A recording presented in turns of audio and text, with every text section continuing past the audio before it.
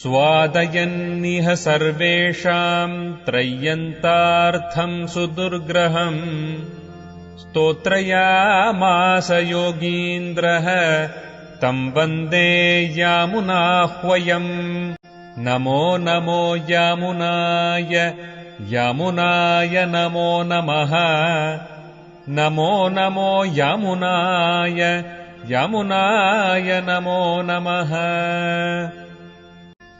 यत्पदाम्भोरुहध्यान विध्वस्ताशेषकल्मषः वस्तुतामुपयातोऽहम् यामुनेयम् नमामि तम् स्वधर्मज्ञानवैराग्य साध्यभक्त्येकगोचरः नारायणः परम् ब्रह्म गीताशास्त्रे समीरितः श्रीमान् वेङ्कटनाथार्यः कवितार्किककेसरी वेदान्ताचार्यवर्यो मे सन्निधत्ताम् सदा हृदि भक्तेः श्रैष्ठ्यम् उपाय उक्तिः उपायोक्तिः अशक्तस्य आत्मनिष्ठता तत् प्रकाराः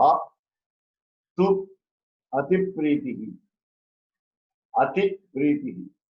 भक्ते द्वादश उच्यते.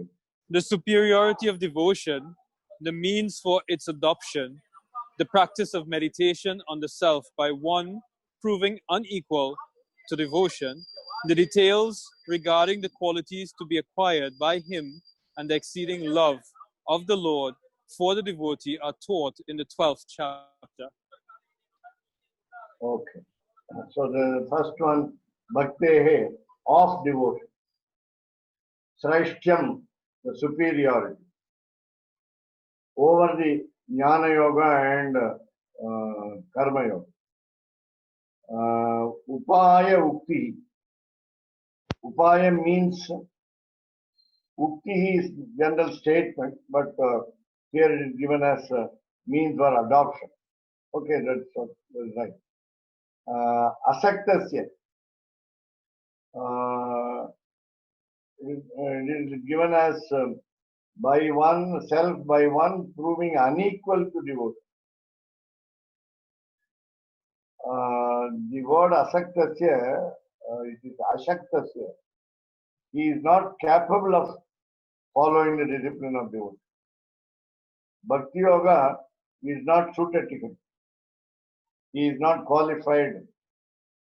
He cannot do that. So that is why ashaktasya. Then Atmanishtata. Atmanishtata is given in English as the practice of meditation on the self. That is more important. We have to understand the self. We have to concentrate on the Jivatma. That's what we call Atmanishtata.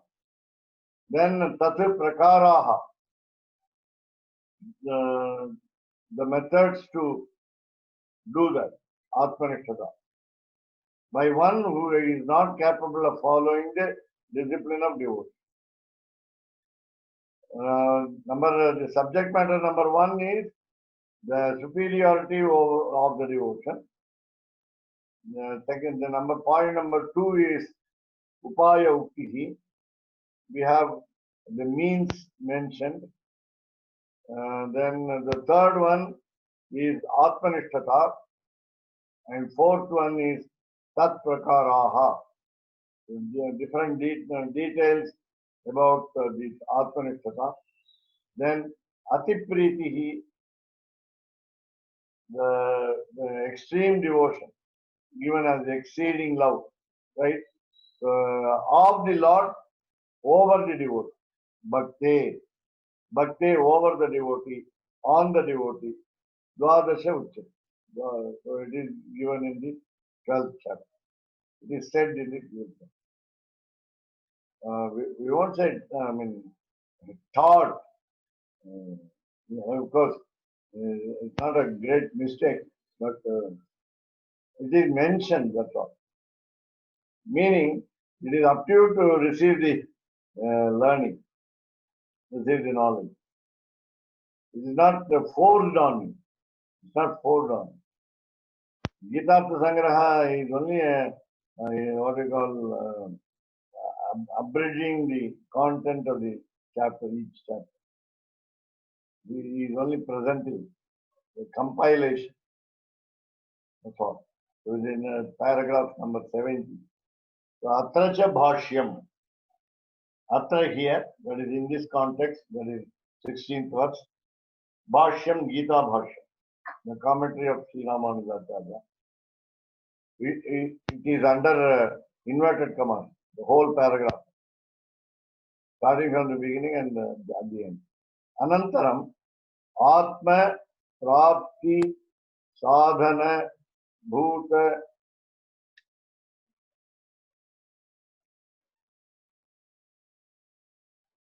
Bhutat Sadhana Bhutat Atma Upasanat Bhakti Rupasya Bhagavat Upasanasya Swa Sadhya Nishpadane Shaigriyat Sumukha Upadanatvat Cha Sraishthyam Bhagavat Upasana Upayaha Cha Tat Ashaktasya Aksharanishtata Tat Apekshitaha Cha Uchyante. So Anantaram is later. Atma Prapti Sadhana Bhutat. Atma is here Paramatma. Why it is not mentioned in the same? So because here many places Atma meaning only Paramatma. So otherwise there will be, I think, specific mention of Jivatma. So Atma is Paramatma, Prapti is reaching, Sadhana Bhuta is means. So one is that which has become the means to reach the Paramatma. Atma Prapti Sadhana Bhuta. Then Atma Upasanat. Again, first step is meditate on one's own self. So Jivatma Dhyanam. That is all. That is again what is required in any yoga. That is that we must understand our own self. That is Atma Upasana. The second step will be Paramatma Upasana. Meditating on the Supreme Soul. This Atma can mean both. Initially Jivatma Upasana, then next Paramatma Upasana. Then Bhakti Rupasya. Now the third yoga, namely Bhakti Rupa, in the form of devotion. What is in the form of devotion? Bhagavat Upasana. So now it's very clear now. This Atma Upasana is only Jivatma Upasana. First Atma Prapti Sadhana is Paramatma Prapti Sadhana. Whereas next Atma Upasana is Jivatma Upasana, because the next word is there, Bhagavat Upasana. So Bhagavat Upasana is on the God, meditation on the God, namely Supreme Soul. Swasadhya Nishpadane. Now every individual soul is making efforts. So Nishpadane is presentation of the achievability of by self. Swena Sadhya Sadhyasya Nishpadane. That will be the Vigraha Vakya of the word. Meaning in the presentation, Nishpadanam is presentation. In the presentation of the achievability, that what again we remember the Supreme Soul here. Sadhyopaya is Supreme Soul. Sasadhya, by one's own self. Meaning the individual soul follows a strategy to reach the Supreme Soul. Then how should it be done? Shaigriyat, quicker the better, faster the better. Shigram in Tamil is also used. So here Shaigriam for the speed. The speed is necessary because we want to escape this life of the world. Why we want to escape from the life of the world? Because the suffering is more. Then Sumukha Upadanatvatcha. Now this method is also easy. Sumukha generally meaning congenial, very convenient. Mukham generally means face. Sumukham is good face. I will say this is good face, PHAC. Because Upadanatvam is receiving.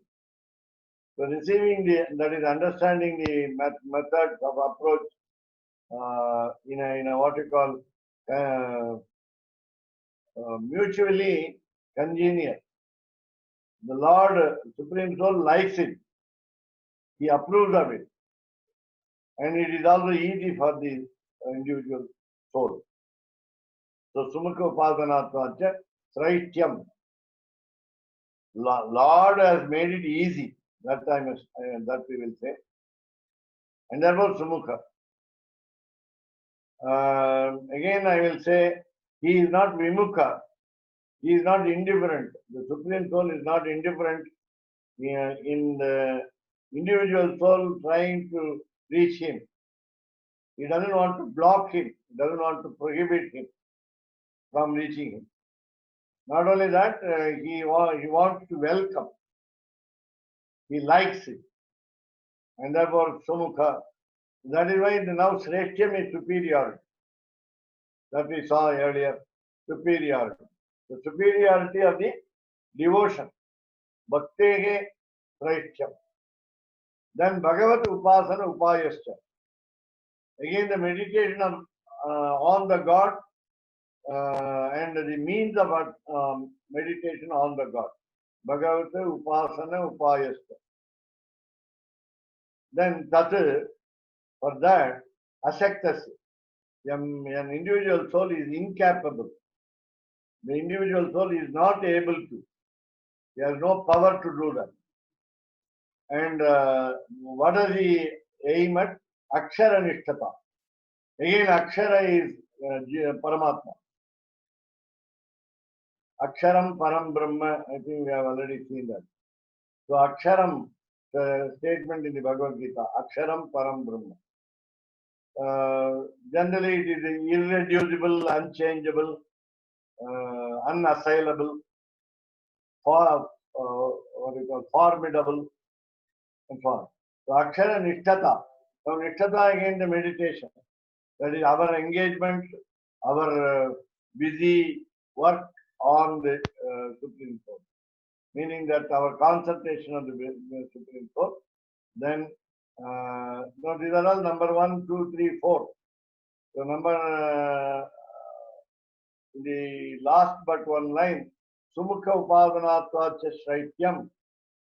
Now, how devotion is supreme, superior. That is explained by the 3 reasons that we have. The last reason is Sumukhopadanatvat. The previous reason is Bhagavat Upadanasya Swasadhya Nishpadane Shaigriyat. Then again the previous line, which is Atma Prapti Sadhana Bhutat. So these are the 3 aspects of aspects explaining the superiority of the devotional discipline. Then Bhagavat Upasana Upayasya is second point, the methods of meditation on the Supreme Soul. And then the third point is Akshara Nishtata, again mentioned in the Gitartha Sangraha as Atma Nishtata. And then Tad Apekshitaha Cha Uchyante. What is required? What are the requirements?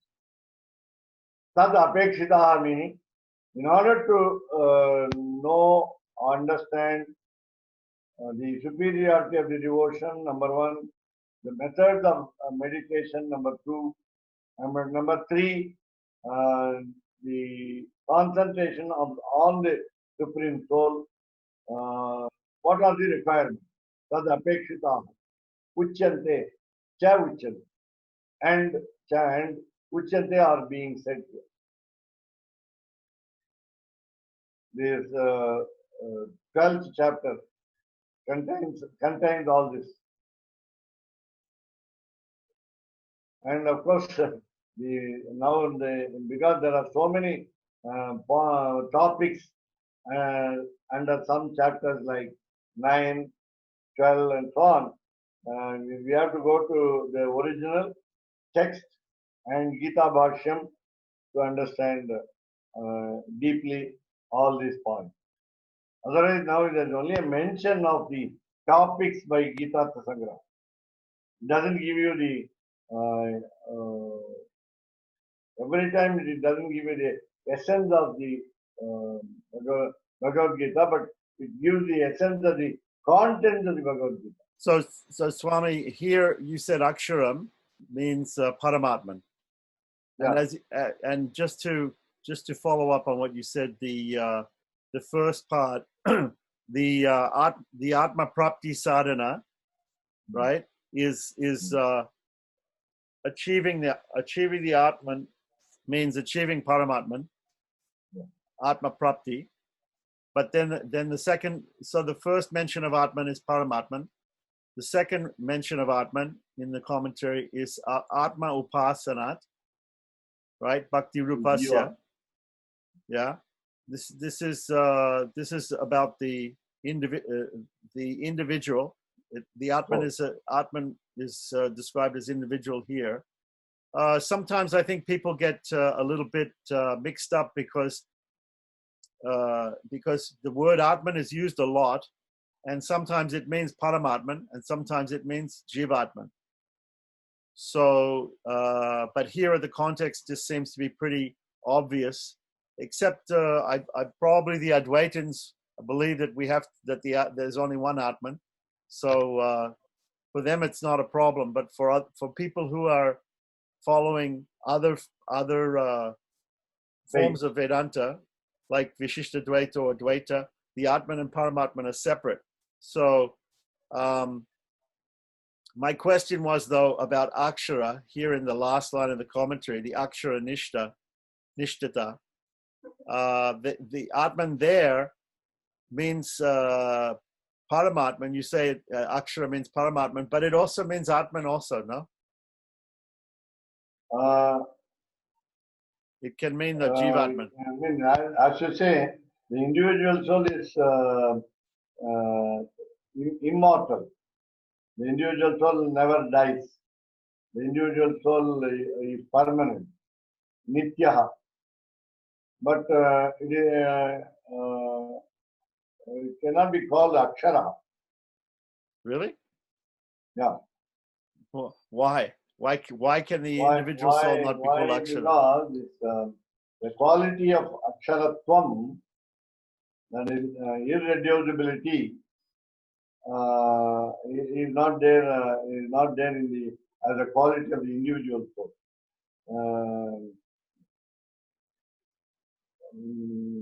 Because it undergoes a lot of suffering. I see. And lot of earthly happiness. Okay. Very nice difference between. Okay. So just I want to go over also the three aspects here, because we're talking about the 12th chapter. 12th chapter is usually named Bhakti Yoga, coming right after the Vishvarupam Darshanam in the 11th chapter. So here you pointed out the first. There are three aspects. There are three things which are basically taught in the 12th chapter, and they're all aspects of devotion. And the first one is going to be this Atma Upasana. isn't it? Yeah. Okay, so to understand, the first thing that we have to do if we want to, Bhakti Yoga is the subject matter in the 12th chapter. So the first thing we have to do if we want to do Bhakti Yoga is we have to meditate upon the Atma, the Jivatma.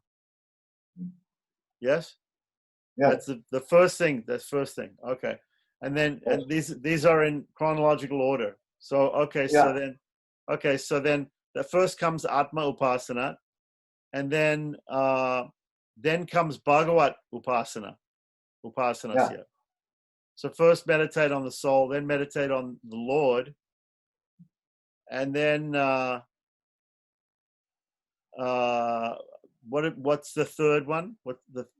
What's the third? The third one is upaya, the methods of meditation. Oh, the methods. Bhagavat Upasana Upaya. The methods of meditation. Bhagavat Upasana. Okay. So first of all is described the meditation on the Jivatma. Second of all, the meditation on Paramatma, or on the Supreme. And then in that chapter gives different methods of doing that. So my recollection of the 12th chapter is that Lord Krishna says you should do this, but if you cannot do this, you should do that. If you cannot do that, you should do that. He gives a lot of options in the 12th chapter. And so this is the options are the different types of upasana that can be performed, and all of them are called Bhakti Yoga. Yeah. Okay, that was what I wanted to understand. And I think I am hearing you right. It is on the 12th chapter.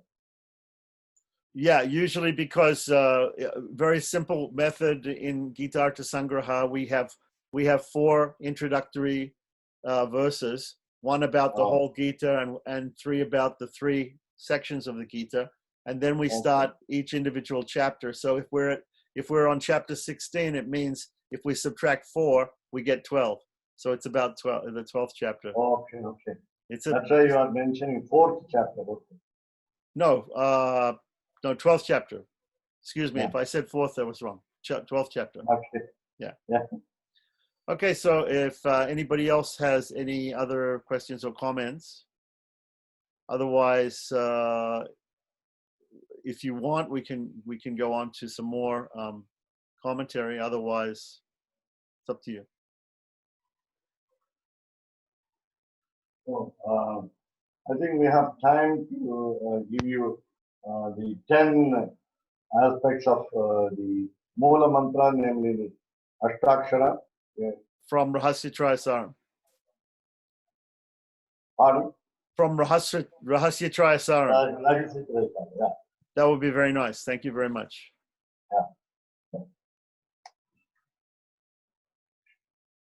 Today the discourse,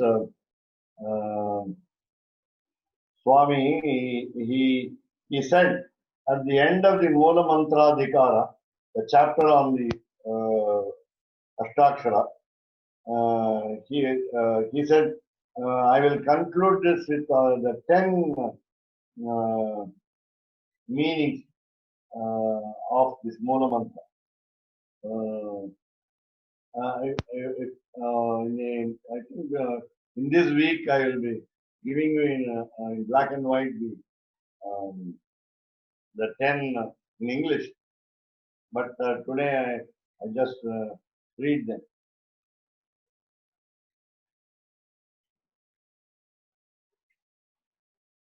Fortunately, this book Ragasya Tresara gives us as an introduction. In the introduction itself, what is this 10? What is this 10?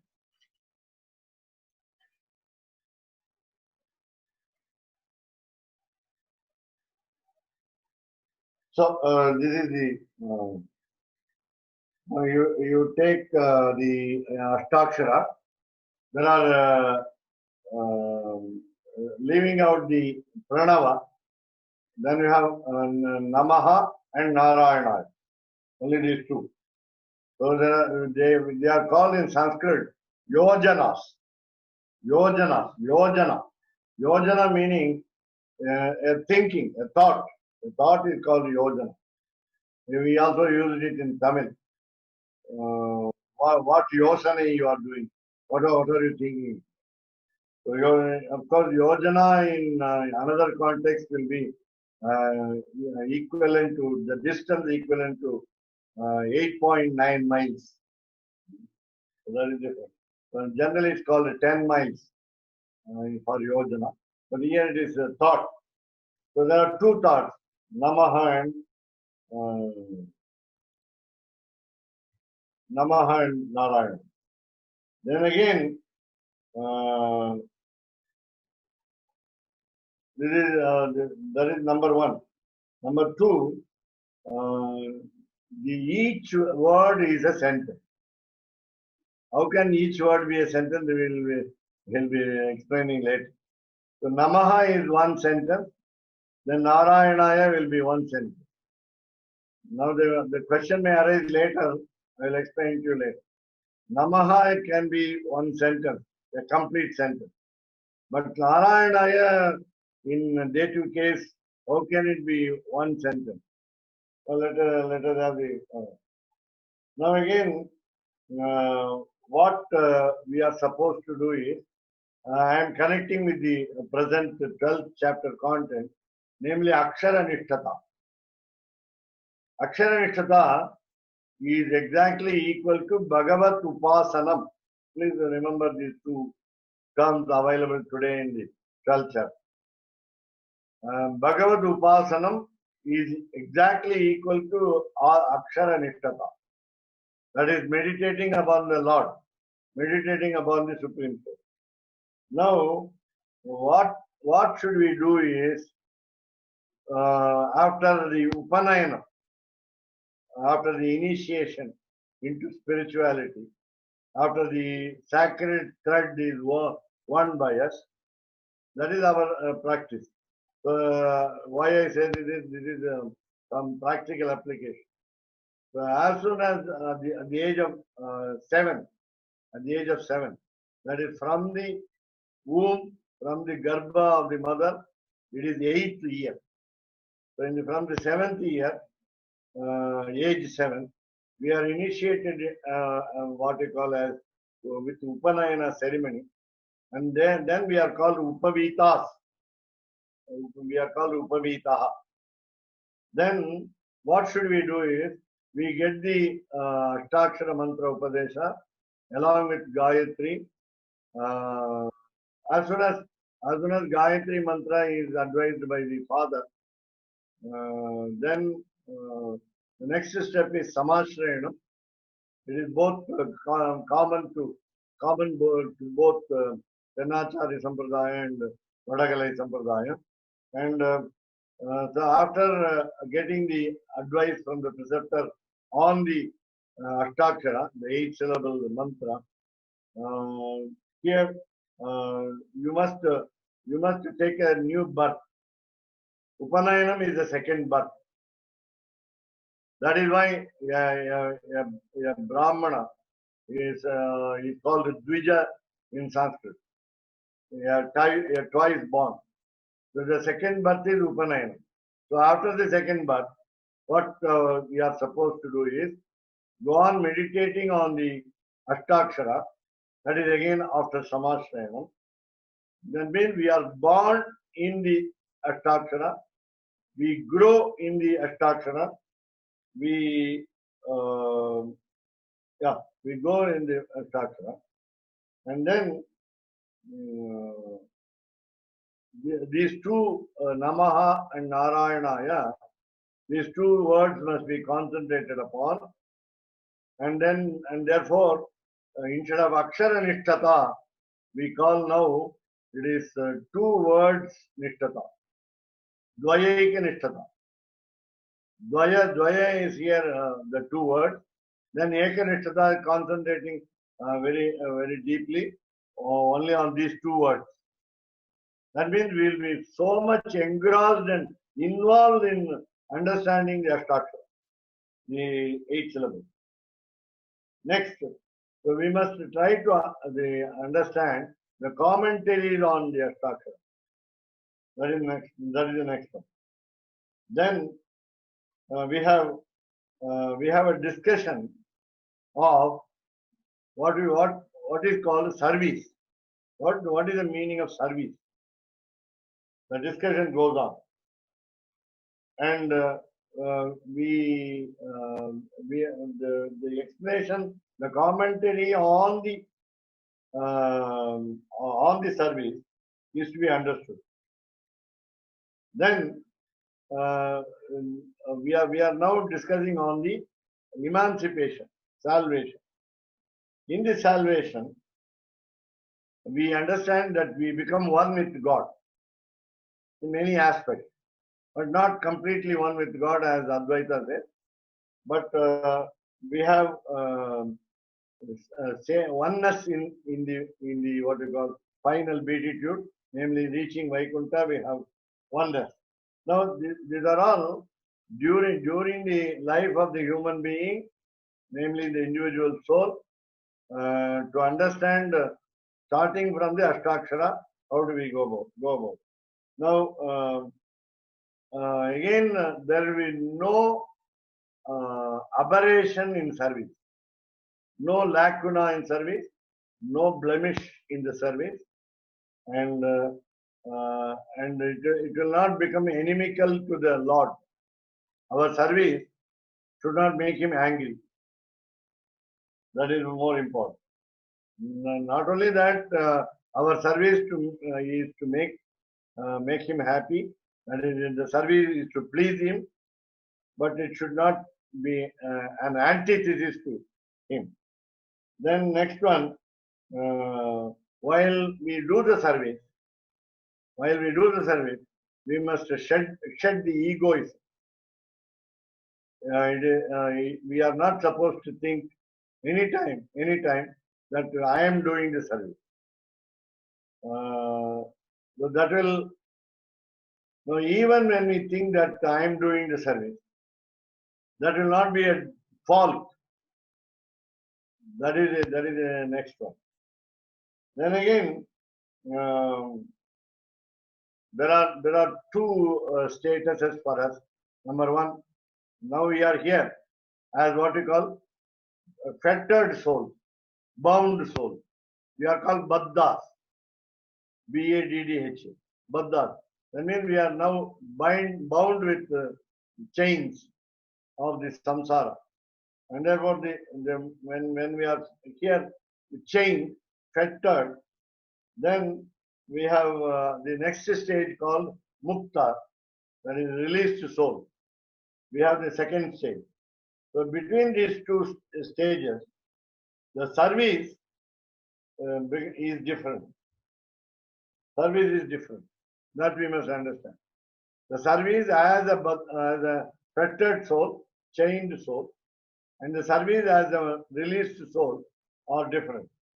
So how to understand this, we have to go through the entire chapter. Then, in the normal human life in this world, we will understand what is karma yoga.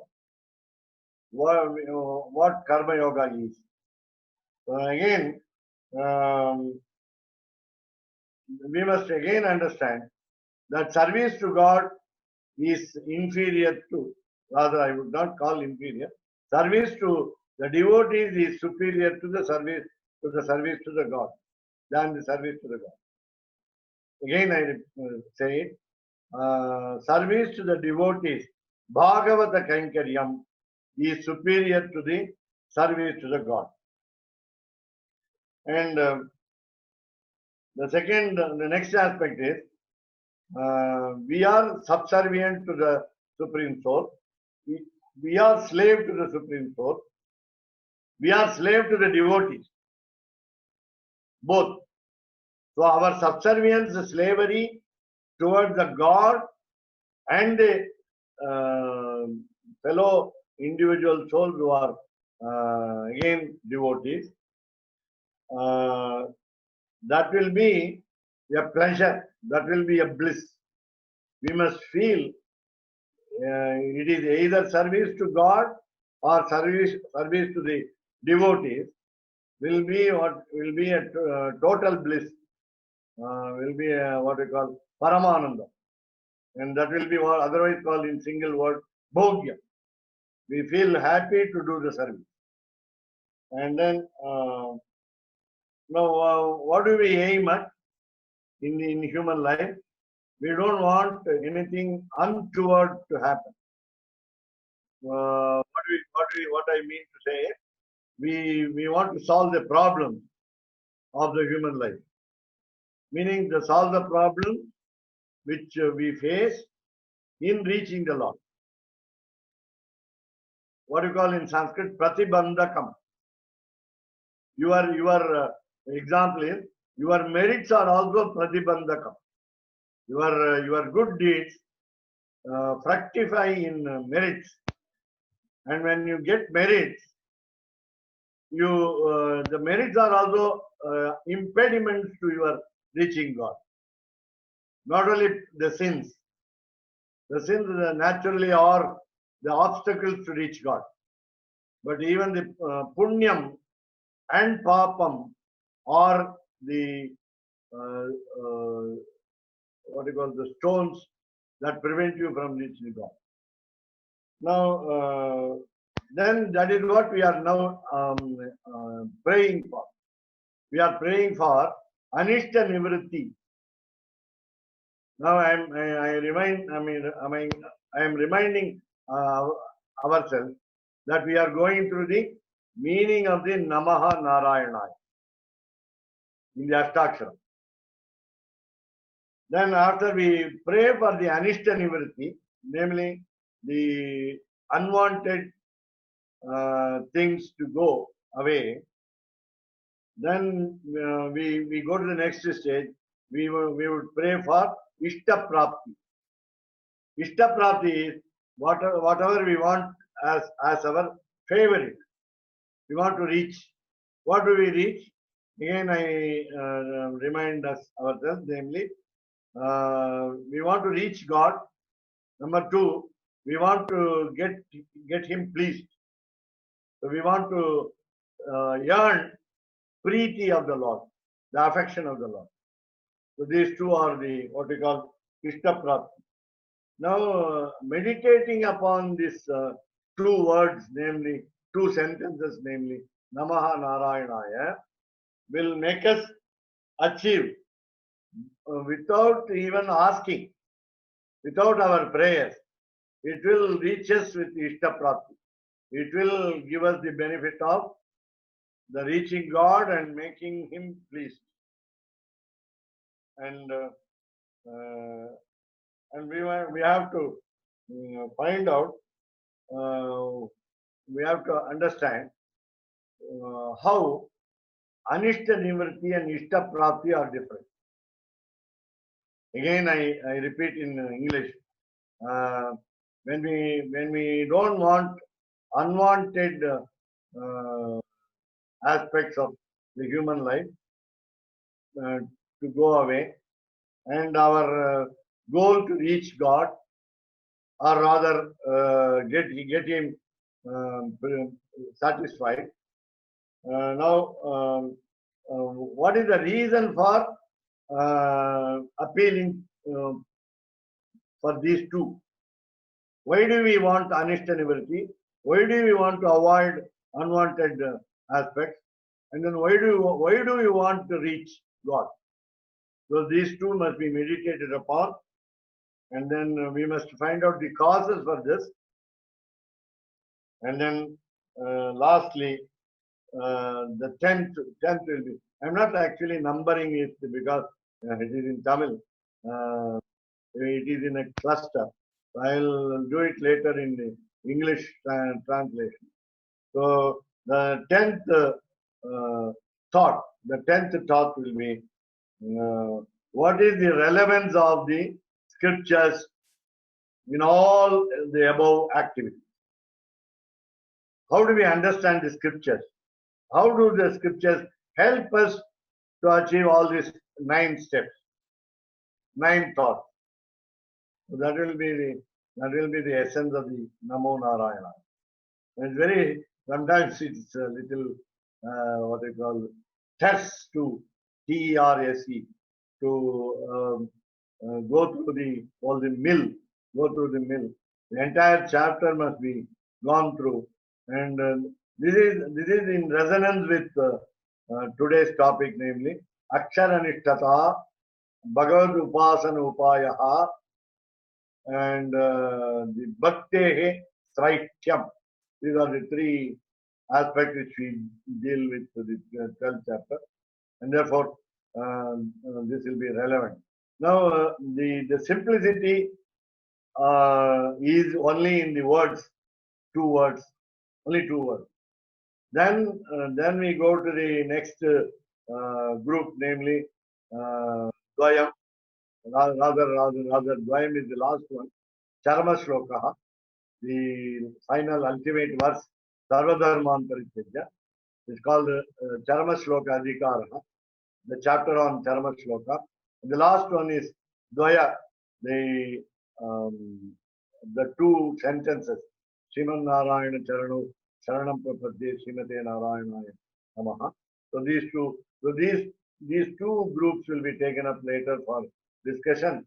And the Namo Narayanaya will lead us to Charma Shloka and Dvaya mantras.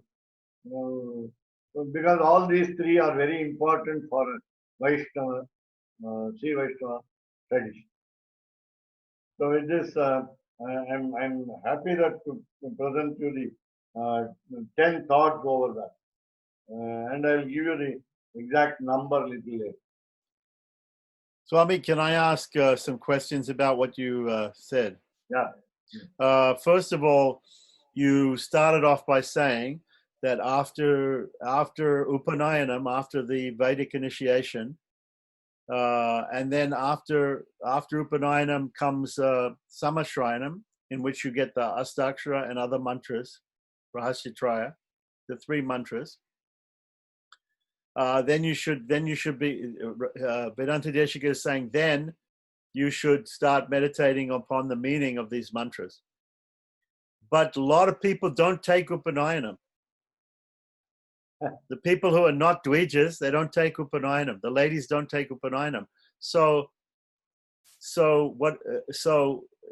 is Rahasyatraya Saram only written for Brahmins, or is it written for everybody? It's meant for especially only Vaishnavas among Brahmins. Right, but his point is that he is saying that after Upanayanam, you should get initiated into Astakshara. No, my interpretation was two steps, namely Upanayanam and Samashrayanam. It's not mentioned here in this book, but I'll find out. And as you said, Draupadi, how could Draupadi become a prapanna without, of course, mantra upadesha? That was your question earlier. And how about ladies or other varnas who do not have the the privilege of going through Upanayanam and Samashrayanam. Samashrayanam is now done for all varnas. They take Samashrayanam. There are people to do it. I can give you quote one example. This one called Sri Rama Deshikacharya in Uppiliappan Kovil near Kumbakonam. He is doing for all. Doing Samashrayanam for all. He is a Vadagalai Sampradaya man. He invites a lot of devotees from all other varna and he is doing the Samashrayanam. Now, ladies, ladies in our Sri Vaishnava Sampradaya are asked to have Samashrayanam, and also according to Vadagalai Sampradaya, the Prapatti by the method called Ukti Nishtha and Achari Nishtha. These two. So there is no ban on the ladies on getting the Samashrayanam or Prapatti, or they call Sharanagati, in different forms. So they have in different forms. So Uttinitta and Acharinitta are allowed for the ladies. Okay, Not, can you not can that can you allowed for the ladies. can you explain? Can you explain? So, what is the difference between men and ladies as far as property? Then, There are two or three aspects of difference. Number one, initially, before all these mutt heads came into existence, before Ahobala Matha, before Srirangam Srimad Andavan, and Poundarikapuram Andavan. Poundarikapuram Andavan is a later production. But I don't know about Tennacharya Sampradaya. Long before Tennacharya Sampradaya had the tradition of Samashrayana, all people, um, you said, yeah, all people had Swanishta. Swanishta is your family, in your family, the eldest among the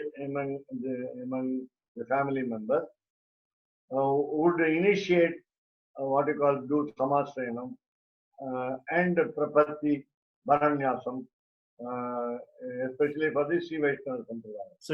so you're talking about Swayamacharyas. Swayamacharya. Yeah, but that was Later on, only amongst Brahmins. Only amongst Brahmins. Again, I remind you that all varnas can do it, and a Brahmin can initiate all other varnas. Okay, so what? So let me get this straight. What you're saying is that in all families, there were acharyas, even the Shudras, even the Vaishyas, even the Kshatriyas. There were also acharyas, and those acharyas they would do anuloma diksha. They could the Brahmins could initiate any of the other castes, but the Kshatriyas only the Kshatriyas and other castes below, and the Vaishyas only Vaishyas and below, and the Sudras only could do the Sudras could do Samashrayana for the Sudras. Yeah, they must have done. That's what I guess, because this was Okay. So that's what you guess, or that's what you read somewhere? No, this was stated because initially there were no preceptors like we find today. Okay. So then we have to purely guess and decide also on this, that each varna had its own acharya. And as you said, this is only hierarchy that Brahmins can do for other varnas, Kshatriyas can do for the next two, Vaishyas can do it for the last one also. I have one. I have a Sanskrit pramana for this from another book, which I'll show you, where they say that you should not do pratiloma diksha. Oh.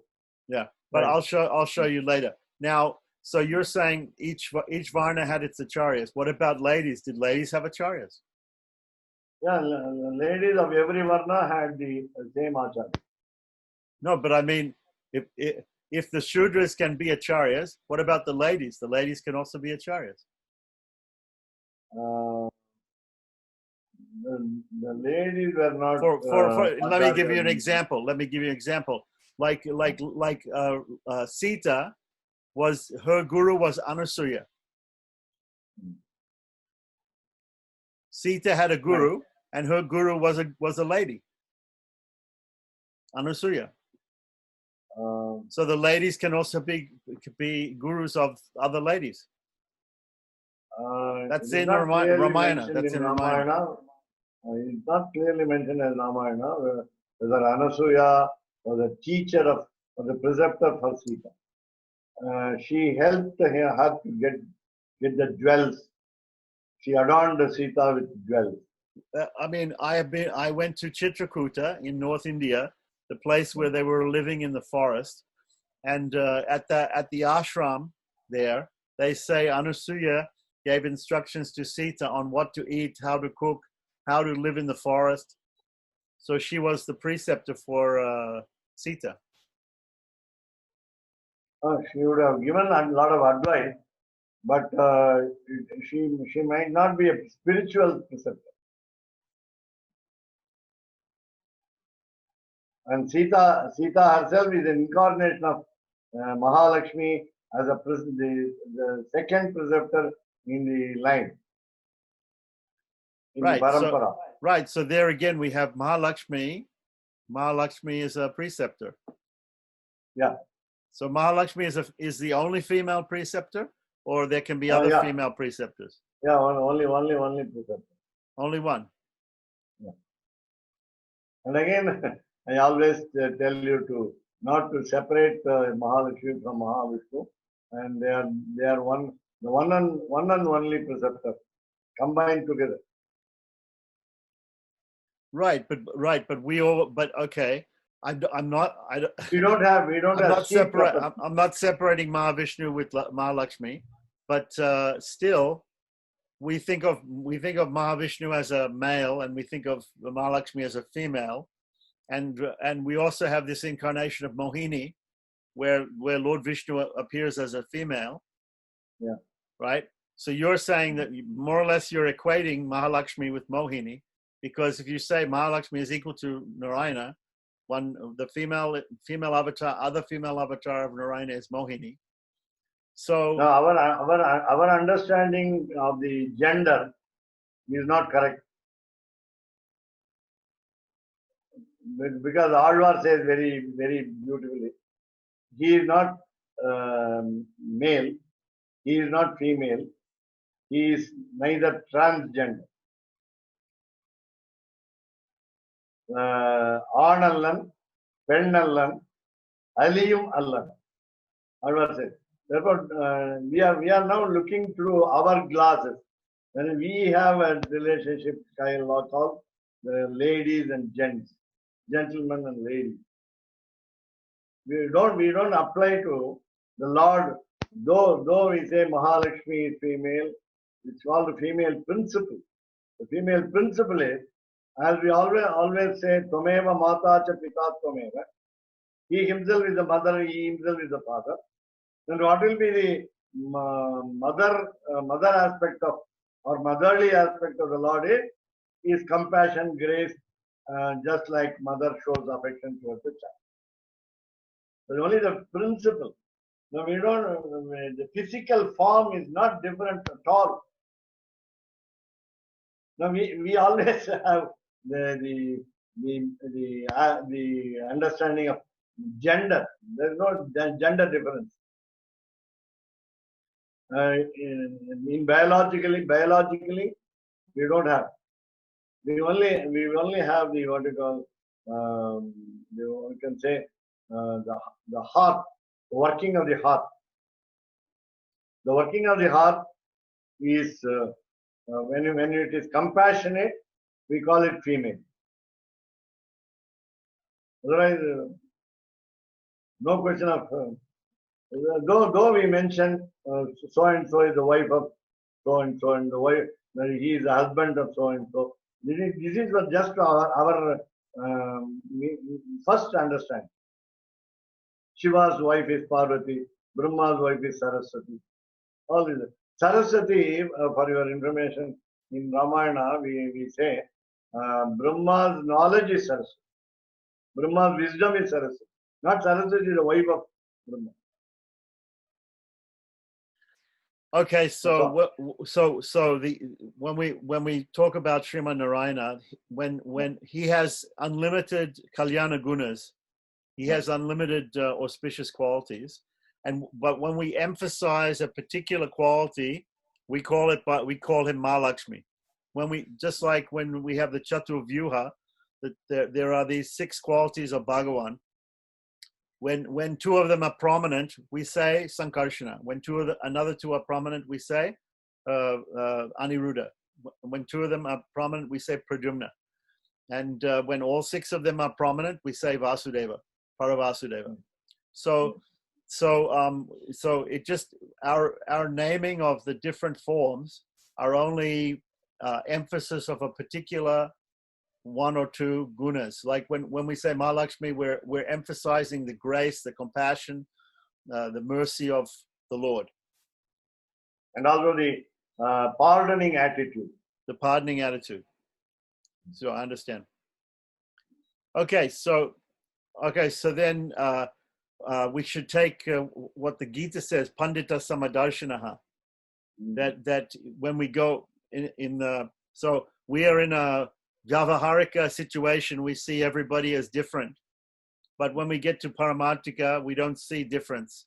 We only see the Atma. But then to bring it back down to this question of Guru, so still we have people who are born in a particular caste and people who are born in a particular gender.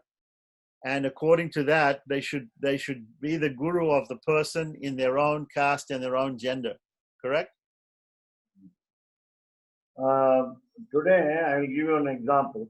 A lady from Mumbai is teaching Ragasya Trayasara, Srimad Ragasya Trayasara, Sri Bhashya, and all other Shastra texts in Chennai. She has a very big group of devotees.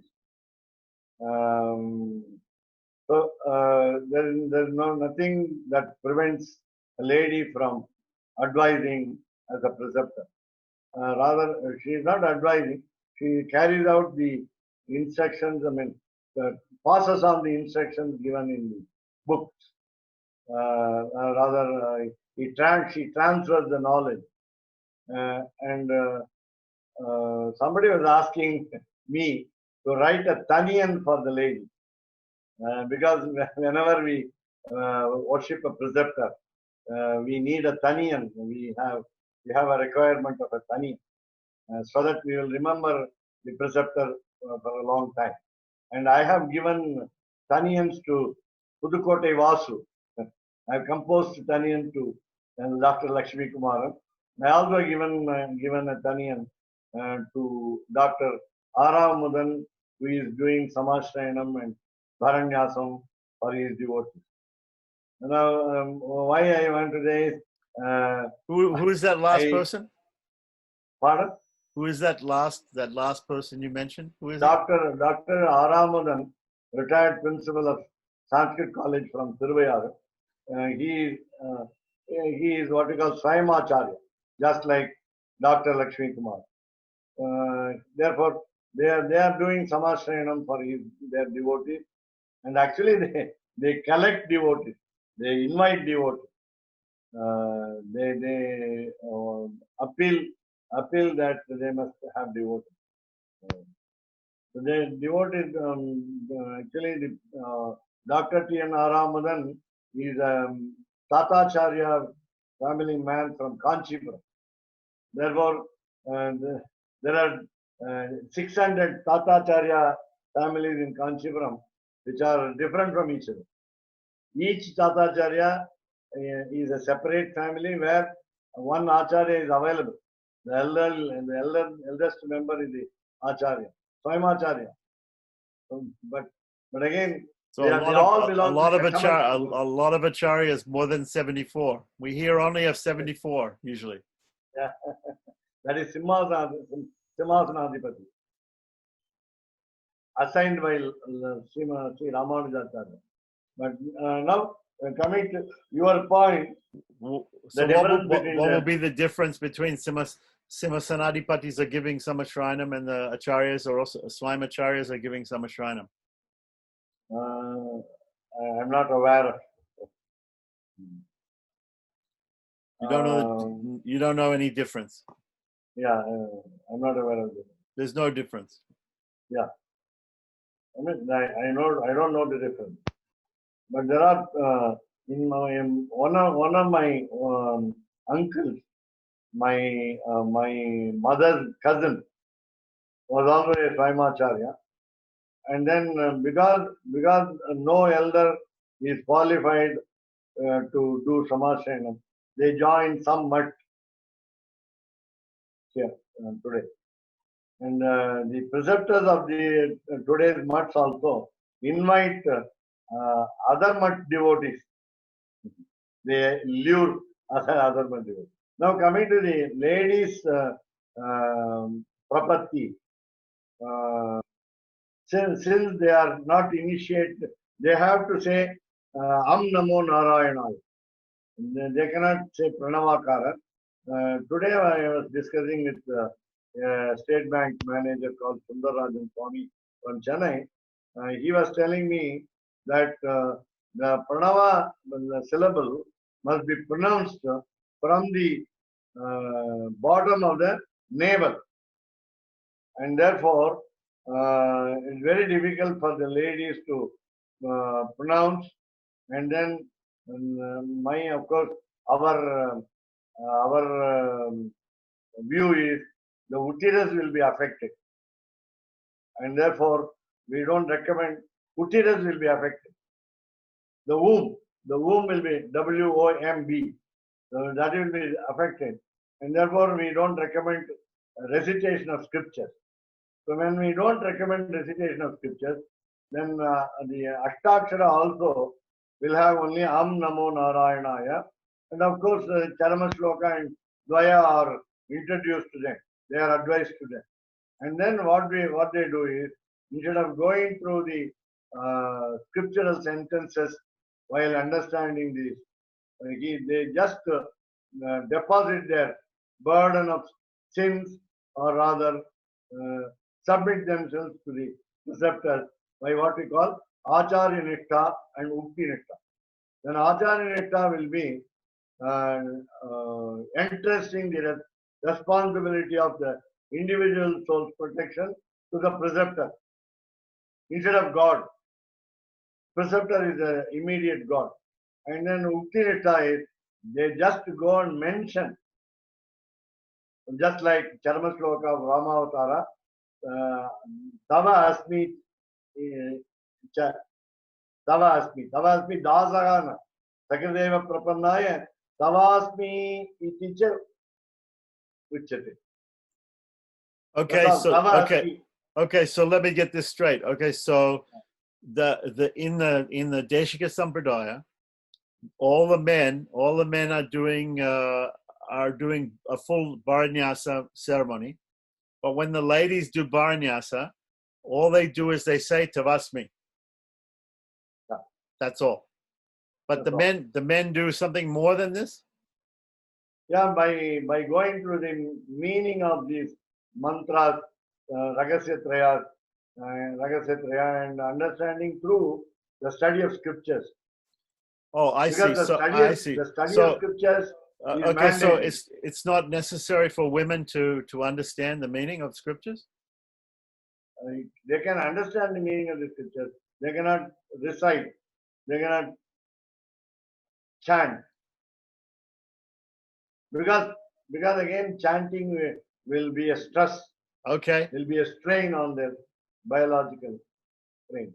Really? Okay. So do you have is there a Shastra Pramana for this strain on the women? Yeah, we have the Pramanas from the scripture. Okay. So I'm looking forward to you showing us and once again, my question about Mahalakshmi. Mahalakshmi is an acharya. Yeah. Right? But when Mahalakshmi, if the Tiru mantra is coming from Sriman Narayana through Mahalakshmi to Vishvaksena, so Sriman Narayana is saying the Tiru mantra to Mahalakshmi. So when Sriman Narayana says the Tiru mantra to Mahalakshmi, does he say Am Namo Narayana or Om Namo Narayana? That's why I said separation is not there. Just asking. I'm just asking. So and then when Mahalakshmi gives Astakshara mantra to Vishvaksena, does she say Am Namo Narayana or Om Namo Narayana? In turn, Sriman Narayana advises to say Am Namo Narayana. And in the Pranava, the syllable Om, there are 3 letters. A, U, and Ma. And U is her role. Yeah, U means Mahalakshmi. Yeah. And therefore, she says, Namo Narayanaya, and translates the same with Vishwaksena. The Vishwaksena recites the original Om Namo Narayana because he is a male. Right. Okay, so Srimad Narayana says Am Namo Narayanaya to Mahalakshmi. Mahalakshmi says Am Namo Narayanaya to Vishwaksena. I don't know. Srimad Narayana says Om Namo Narayanaya, Okay. but Mahalakshmi pronounces it as Am Namo Narayana. I see. And then Vishwaksena hears her say Am Namo Narayanaya and realizes Om Namo Narayanaya, and he passes it on as Om Namo Narayanaya. Number one. So in this world, in this world we could have some lady acharya, and she could give Am Namo Narayanaya. She could say Am Namo Narayanaya to her male disciples, and her male disciples could hear Om Namo Narayanaya and pass it on. Okay. That's right. Okay, I understand. And for all this, there are some pramanas for all these things. Or it's only sister char. It's sister char. Maybe it's sister char. Okay. All right. But if you come across any pramanas for these, I'd be very interested. So now, once again, I want to shift the idea from only ladies, but also people who are non-Brahmins, like mlechers and foreigners and people like that. You know, our Videshis and Ferengis. So. What is the way out today? No, I'm just saying that there is some. That when there is anuloma diksha, everything is okay. The guru will decide how to initiate people of the other castes. So when he sees people that are non-dvijas, because you said in the beginning, only after Upanayanam, then one gets the Samashrinam and gets the Om Namo Narayanaya.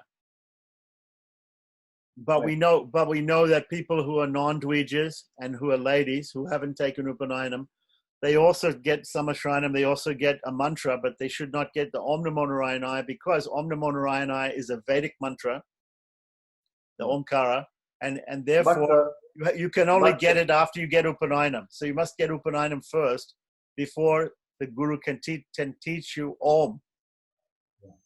But right? Kshatriyas and Vaishyas can learn scriptures. Sure, of course, because they have Upanayanam. They must have Upanayanam first. Yeah. Because without the Upanayanam, they're all Sudras. Right.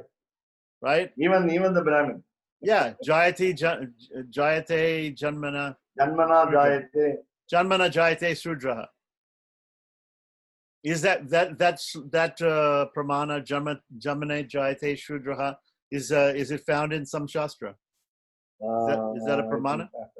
We have to find out. Can you find that for me? Yeah. Karmana Jayate Dvijaha. Right. We hear it a lot. Yeah. But we don't know exactly which shastra it comes from. Right. No, in the case of foreigners, as you say,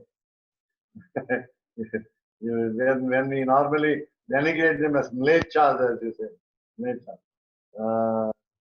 they have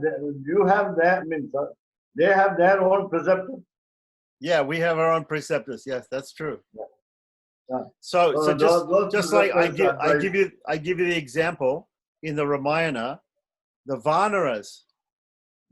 Vanaras are a different they're a type of human being. They're a type of human species, like Hanuman and Bali and Sugriva.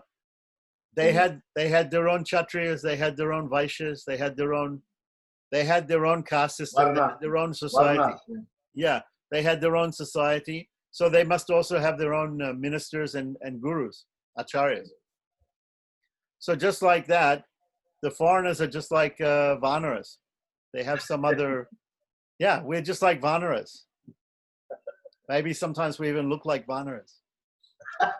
So, actually, you may know, or you might have heard that since a lot of materialistic facilities are available in foreign countries better than India. We call you gods because of the fair complexion also. Ah, we're devas. Then we become devas. Okay. Yeah. So But you are not Shudra. I think Neither you are Shudras or Vaishyas no, or Kshatriyas. no. But even devas have to take samashranam, no? Yeah. Even devas. Devas also have a lot of varnas. even demons have got Daityas, Asuras, Rakshasas, Dhanujas, and so many categories of. Okay, so there's a caste system in Swarga and a caste system in Naraka also. Is it correct? Yeah. Okay. So I think in America also there must be a caste system too. Yeah, you must have. Okay.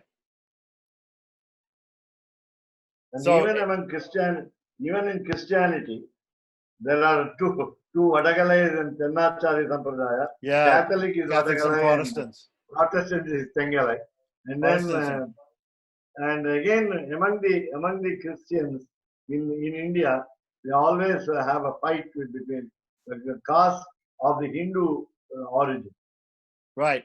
Where we Some, see it in the matrimonial ads, we see Christian Brahmin boy wishes to meet Christian Brahmin girl. yeah. And the Christians are wearing Mangal Sutra also. So Today they they have adopted all the procedures of the Sanatana Dharma. right, They light Kuttu Vilakku in the church. They right. have flowers on their head. The kumkum, the tilak on their forehead. In Trichy they do the Kumbhabhishekam of the cathedral. Yeah, Kumbhabhishekam to the cathedral. yeah.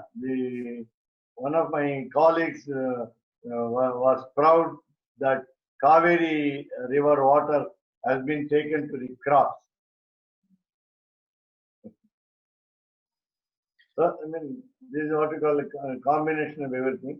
But as you said, the foreigners have their own preceptors, the religious principles. The religion is also same in so many aspects.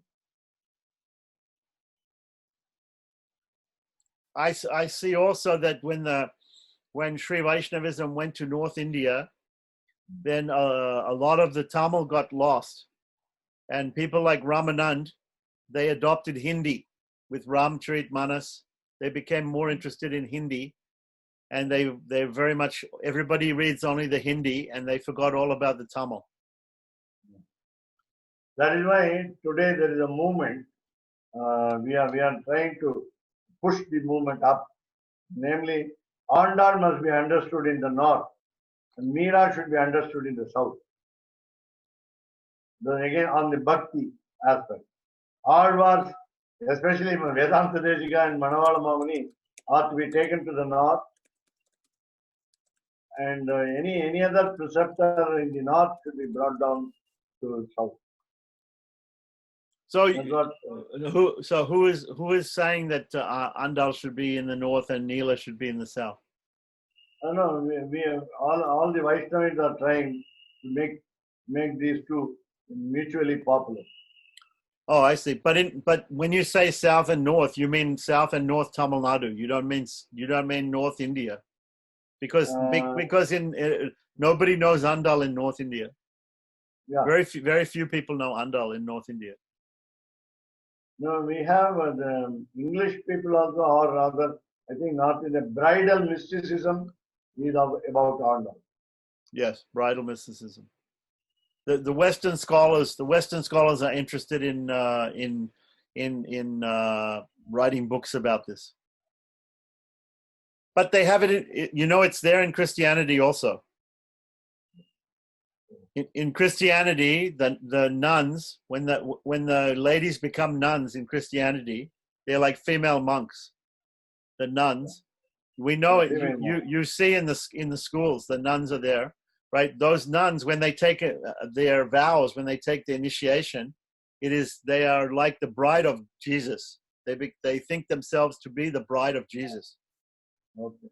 So they also Sri have this Prayam. idea of bridal mysticism. Sri In Prayam idam jagat. Okay. what is it? Sri Prayam idam jagat. The whole world is full of females. Only Purushottama is Lord.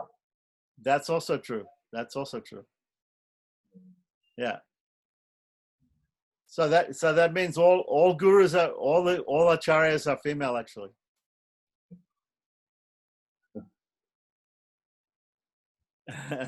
Okay, so How about Shanta Madam? so leading I also wanted to know why Vedanta Deshika treats Dvaya mantra last. Dvaya mantra last. Why Astakshara, then Charmasloka, then Dvaya mantra?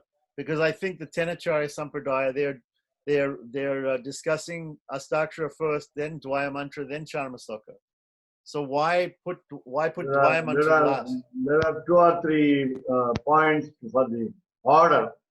Number 1, this is short, brief. Number 1 is the short. We don't take the Dvaya or Charmasloka as the first in both Sampradaya. This is the shortest form, easy to recite. Yeah, Astakshara comes first. Everybody knows that. Yeah, But therefore it comes first. That is the reason for its first position. The second is Dvaya mantra can be recited at any time of the day. Whereas Ashtakshara is only by some strictures of discipline, namely take bath. According to Ahovanamata Sampradaya, we include it before Upasthana, that is before we get up to say Upasthana mantra. in Sanjivandana, We have yes, to do yes, the equal number of Gayatri Japa. yes, We will do Ashtakshara Japa. yes. And then with regard to Charama Shloka, Charama Shloka is a word directly from Krishna's mouth, Lord's mouth. Whereas Dvaya Mantra has been formed from scripture. Even the Ashtakshara Mantra is what we call is a production from the scriptures. Though the words are in different places, they have combined Namo and Narayana, Namaha and Narayana. No, the full Astakshara is there in Narayana Upanishad. Om Namo Narayana Iti Narayana Mantra Upanishad is a later addition. Okay. Later than what? Later than what? Narayana Upanishad is not as ancient as the other portions of the scriptures. Of the Vedas, yeah. Okay, I'll admit that maybe the Veda Samhitas are older, but still, as you said, the Narayana Upanishad is an old Upanishad because it has Swaram. It has Swaram. Yeah. It's not by the availability of Swaram. It is not designed as ancient. Kathopanishad and I think some other Upanishads also do not have Swara. Yeah, many Upanishads do not have Swara. Yeah. Out of 108 Upanishads, in Muktika Upanishad, there's a list of 108. So this is normally accepted, but there are more. There may be even 200. But those 108 are accepted in the Upanishads themselves. 108 are accepted. Out of those, maybe 8 to 13 or 12 or 13 are more important, according to the commentators. Generally 10. Yeah. 10 Isha, Kena, Kata, Mundaka, Mandukya, Chandogya, Brihadaranyaka, Aitreya, Taittiriya. Swami, why aren't you a Swayam Acharya? Pardon? Why aren't you a Swayam Acharya? He's a Swayam Acharya because he's teaching all of us. Already he's Acharya. Yes. So why don't you So do don't ask why he's not an Acharya. He is an Acharya. Right, exactly. So why are you not giving some Ashrayanam then? Actually, I was No, I was thinking that Swami should do Samashrayan for my son, the oldest son, who has not got Samashrayan because he didn't want to understand the full concept and then get it done. Actually, this morning I was thinking of you that you should do the Samashrayanam for my son. now, you know, I want to mention something that in Christianity also they have this concept. Some Christians believe that the baptism should be when you are a baby, and some Christians say no, it cannot be when you're a baby because you must understand what is going on. So only when you become an adult and you understand who is God and who is Jesus and everything, then only you can be baptized. So what you're saying, Mrs. Varadarajan, is correct. That some people think, let me first understand the doctrine, the philosophy, and then only I can think of taking the Samashranam. Very correct. I equate Upanayanam with baptism. I always say that.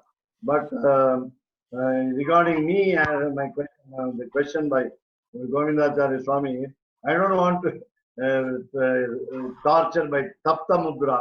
And then now the Samashranam is what you are doing. Perhaps I'm just with the egoism say. You are approaching me. What do you call it? It's called Samashranam. Samashranam is approaching a person. And I'm not giving diksha as you said. I'm not giving what you call. You are not doing bharanyasa. No, I'm very happy that you don't want to torture people by branding them. Not only that, I don't want to be burdened with your sins also. You don't do bharanyasa to me. I see. I see. And again. So we should approach your wife because I think you are not the compassionate part of the two. but you get. But as Govindacharya expects me, I can give you the whatever I know. I can transfer the wisdom if at all there is something. Yeah, but it's only one way. You transfer the wisdom, but you don't want any sin. Well, that gives another question is with respect to Upanayanam, which it goes back. I don't want to get you annoyed, but do you see it important to do Yagyapavita Pratishta then, or is it just not important? Because nobody does. I feel that it's very important because my grandfather was doing, and you are not supposed to buy a thread from the shop and call it a twine thread and call it Yajnopavita. It should not be so. So there's your answer, Govindacharya. First of all, you have to learn to make the thread. Then afterwards, he'll teach you the pratishta. Oh, okay. No, what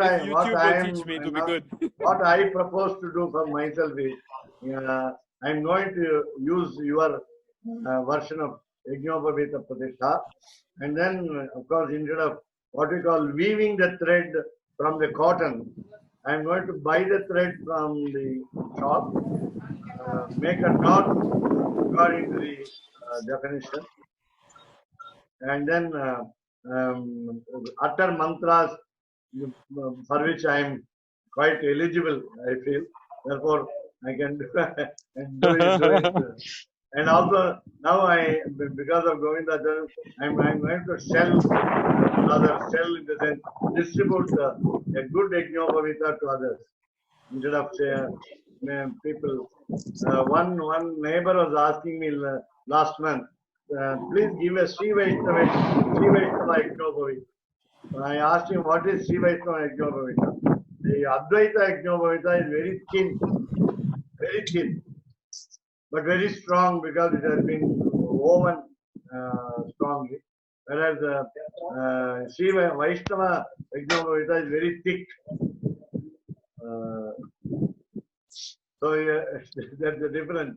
And whenever my priest, my Brihaspati comes home and gives me Yajnopavita, he says, this has been, he says very specifically, because I demand, he says, this has been done, prepared with Yajnopavita Pratishtha by me. So you are going to learn it then and teach it to us. Okay, so you should talk to your Brihaspati also and ask him what procedure he's following. Yeah, I'll ask him. Okay, I He'll know ask his wife. because this is a very important function that Govindacharya wants to know how to do. Right. I think we should know so we can teach others, or else the Right. tradition would be lost. Like Right. Krishna says in Bhagavad Gita, the tradition would be lost. But I would also like, I mean, I would like to make ourselves aware of the what we call Vaishwadeva, as Keshadas Swami was also interested in knowing Yeah. what is Vaishwadeva. Yeah, I was interested in Vaishwadevam, but nobody lets me see it because I'm a mlecha. Yeah. And I think Madam knows, otherwise we are just giving the information that we are all cutting vegetables. We are all plucking vegetables from the plant and cutting the vegetables. Now, otherwise what do? We buy vegetables from the shop. Then we cut the vegetables for cooking and eating. And then that is a sin. That is a sin. Yeah, but let me interrupt here. Actually, you can buy cut vegetables in the shops in Sri Rangam. You can go to the shop and or pre-cut, the vegetable is already cut. And secondly, you are not cutting the vegetables. Your wife is cutting the vegetables. Thirdly, your wife is not even cutting the vegetables. She has got a maidservant coming and cutting the vegetables. So if there is a sin in cutting the vegetables, it goes to the maidservant and not to you or your wife. No. But you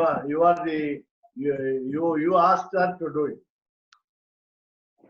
Without you are asking how shall I see.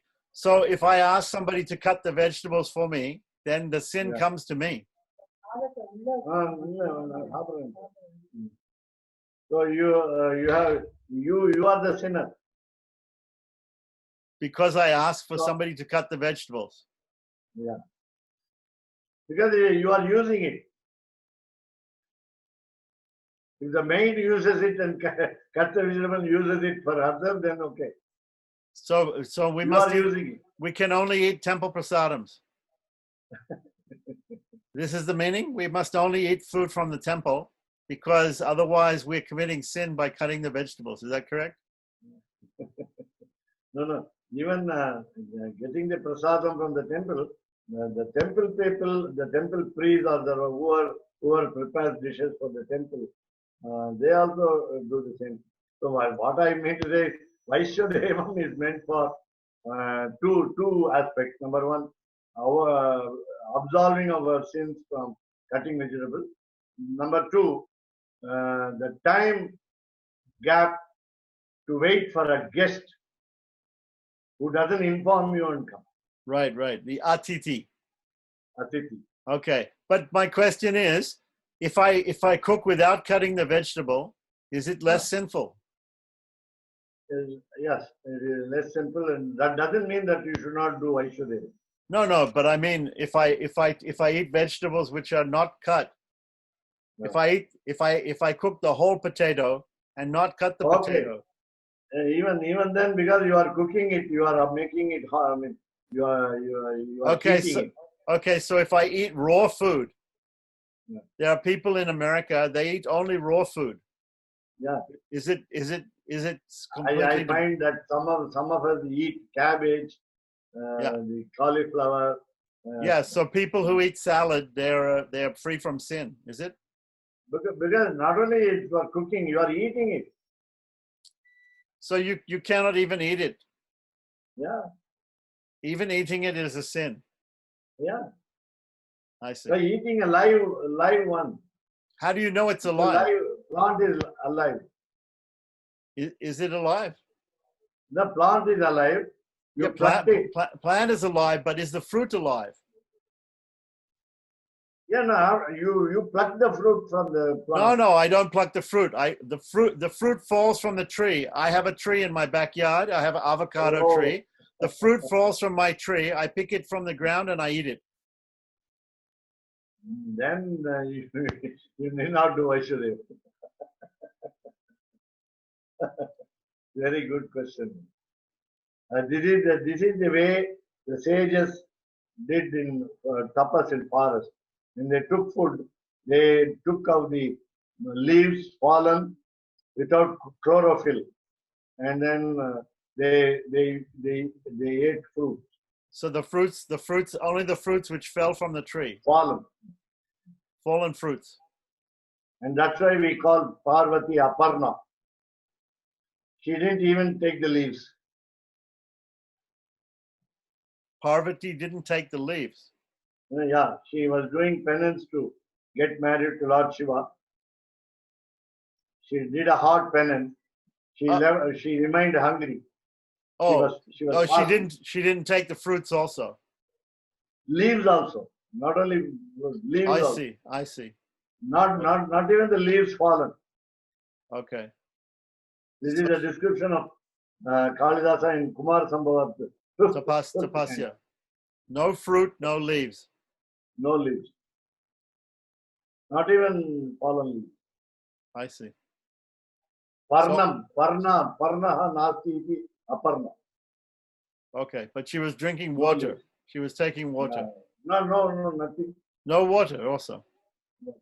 And I think the Dhruva Maharaj was taking also no air. Yeah. Dhruva, Bhakta Yeah. Dhruva. Stamba. The prana stamba. Yeah, Kumbhaka. Yeah. He was holding his breath. Yeah. That's why prana stamba. So drinking water and breathing air, is it also sinful? Not sinful. It's not a serious penance. Okay. Good. Going to Bhagavad Gita today, the Chinmaya mission and the Dayananda mission, they say this is yajnam, yaga, the sacrifice. The study of Bhagavad Gita. Yes. It's called Bhagavad Gita yajnam. Okay. But we can, maybe even we say that the breathing of the air is, some people say breathing of the air itself is a japa. Soham hamsaha. Ajapa japa, they call it. Soham hamsaha. Yeah. That the breathing itself makes a mantra. I've not heard so. Okay, so this is another subject. We're getting off subject here. But thank you. We will meet. Yeah. Thank you. We'll meet tomorrow. Right. Thank you so much for the Dharma Shukshmas. कवितार्किकसिंहाय कल्याणगुणशालिने श्रीमते वेङ्कटेशाय वेदान्तगुरवे नमः।